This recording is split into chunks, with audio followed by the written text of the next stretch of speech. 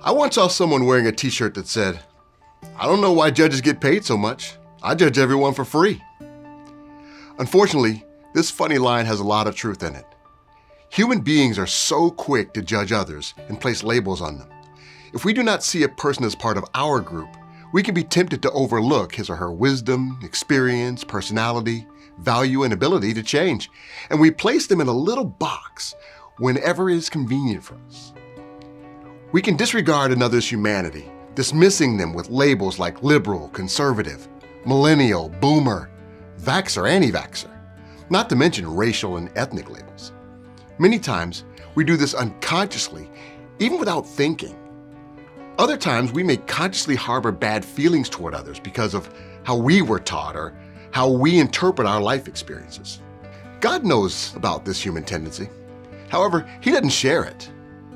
In the book of 1 Samuel, God sent Samuel the prophet to the house of Jesse with an important task. One of Jesse's sons was to be anointed by Samuel as the next king of Israel. But God did not tell the prophet which son to anoint. Jesse brought 7 impressive-looking sons before Samuel, yet God rejected them all. Eventually, God chose David to be the next king, the youngest son, who was almost forgotten and looked the least to how Samuel imagined a king should look. As Samuel viewed the first 7 sons, God spoke these words to him. But the Lord said to Samuel, "Do not consider his appearance or his height, for I have rejected him." The Lord does not look at the things people look at. People look at the outward appearance, but the Lord looks at the heart. We can often be like Samuel and incorrectly judge a person's value by superficial things.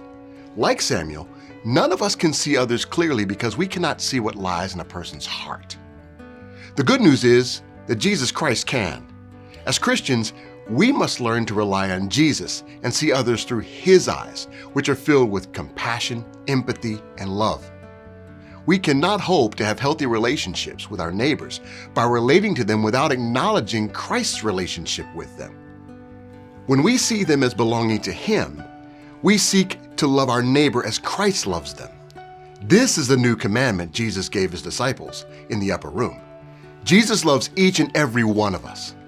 This is our most important label. To Him, this is the identity that defines us. He does not judge us by one aspect of our character, but by who we are becoming in Him. We are all beloved children.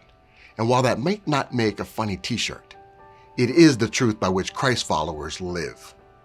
I'm Jeff Broadnax, Speaking of Life.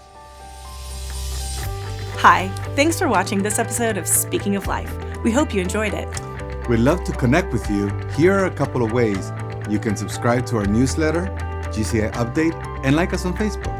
And if you'd like more resources from GCI, check out our website. Thanks again for watching. See you next week.